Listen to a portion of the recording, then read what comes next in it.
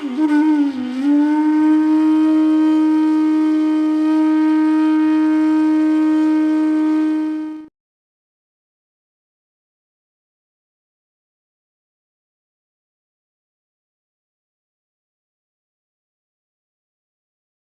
સૌરાષ્ટ્રના વૈષ્ણવ આવો તમને બતાવીએ.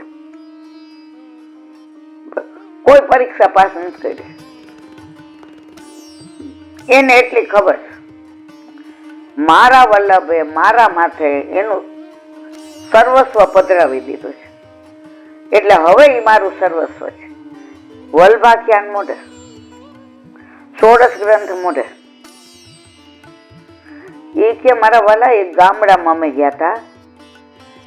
હવે ત્યાં બાથરૂમ ની કઈ વ્યવસ્થા નહીં, પણ અમારો મુકામ ત્યાં એટલે કરવો હતો કે આપણા ઘણા સેવકો હતા અને બહુ વિનંતી આવી હતી કે અહીં ઘણા બધા બ્રહ્મ સંબંધ.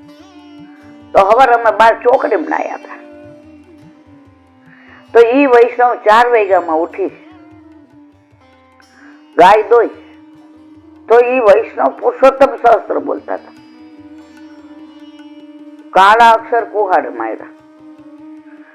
એને સ્કૂલ જોઈ નહોતી, આપણે તો સ્કૂલે બોલીએ. મેં કીધું માં તમે પ્રભુ નિહાળ જોઈ શકો ને? સ્કૂલે નહીં, નિહાળ. તો બા તમે મને બા કીધું? હે પ્રભુ તમે મને બા કીધું? મારો જન્મ સફળ થઈ ગયો, હવે મારો બેડો પાર. તો પુરુષોત્તમ સહસ્ત્ર મરવાલા આપની કૃપા, આપે બ્રહ્મ સંબંધ દીધું. પછી રોજ આ બધા બોલતા હોય એટલે બેઠા બેઠા સાંભળો. આપની કૃપાથી ને બોલાય છે. તો ચોથા વૈષ્ણવ એવા જે કાંઈ જાણતા ન હોય અને છતાંય બધું કરતા હોય. 8 એમની સેવા. સવારે દૂધ 2 બંગડામાં ધરાવ્યા. એટલે મેં કીધું કેમ? કે અમારે વાલા અમને કઈ રીત નથી આવડતી, પણ આ ગાય છે ને સવારે ઘૈયા વાળું દૂધ દે ને તો કીર્તન આવે ને કે મથે મથે ઘૈયા વાળું દૂધ પીવત. તો ઠાકોરજીને ઘૈયા વાળું દૂધ અરોગાવું અને અરોગે ને ત્યાં ચૂલા ઉપર પછી બીજું ઉકળવા મૂકી દઉં. એટલે પછી કીર્તન આવે ને ઓટીઓ દૂધ કપૂર મલાઈ, તો એ બરાબર ઉકળી જાય ને મારા વાલા બધું અંદર નાખું.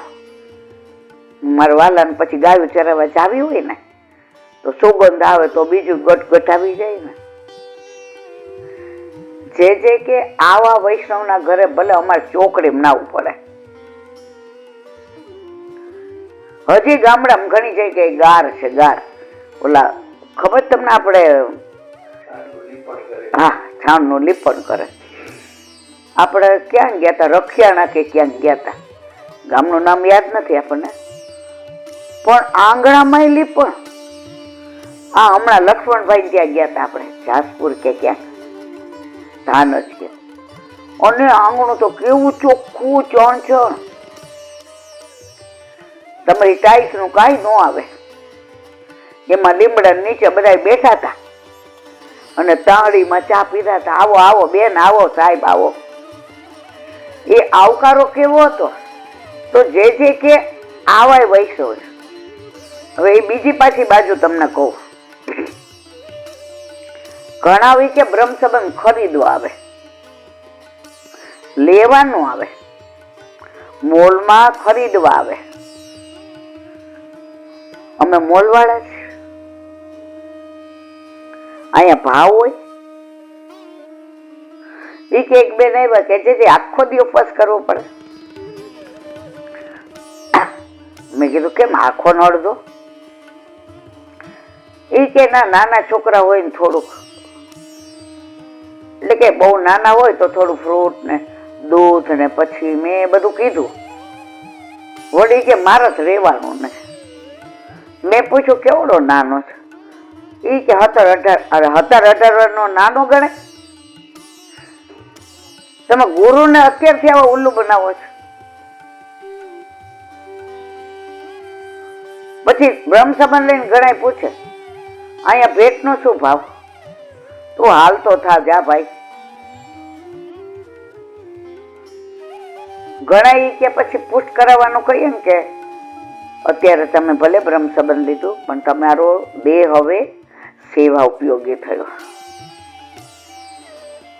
તમે જ્યાં સુધી ઠાકોરજીની સેવા ના પધરાવો ત્યાં સુધી બ્રહ્મ સંબંધ મંત્ર ફલિત ન થાય.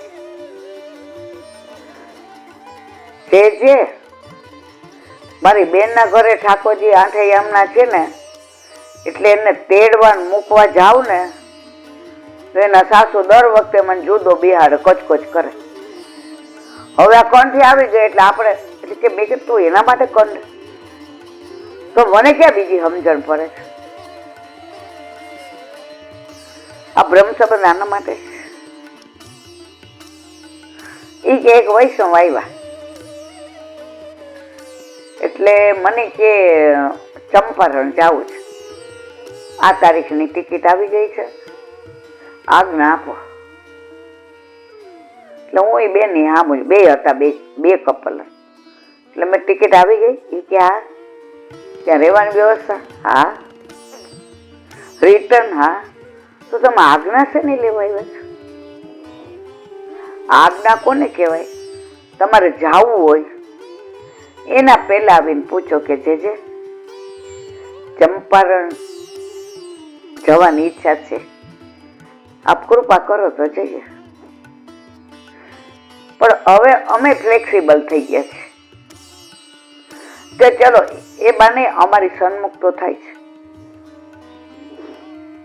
હવે મેં ધીમેકથી પૂછ્યું, ઠાકોરજી પધરાવીને જાઉં છું?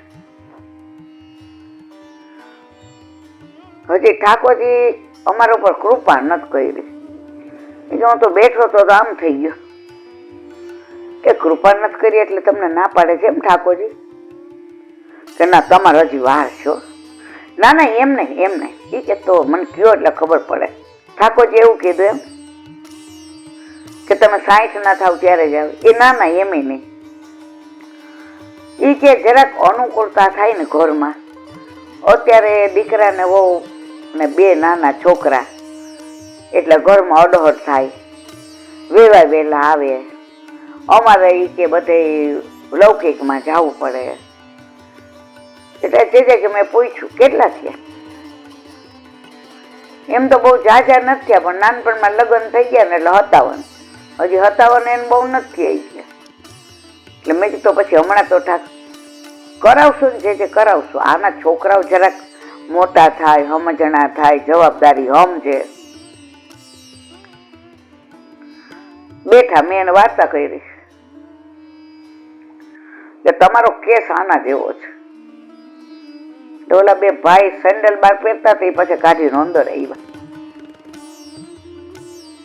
જે હવે કયો? એ કે ખોટું ન લગાતા, તમારા 2 નો કેસ કે આ દાખલા જેવો છે. આ ઈ કે રૂપક છે, કોઈ યાર આવું બન્યું ન હોય. પણ અત્યારના વૈષ્ણવની દશા આ છે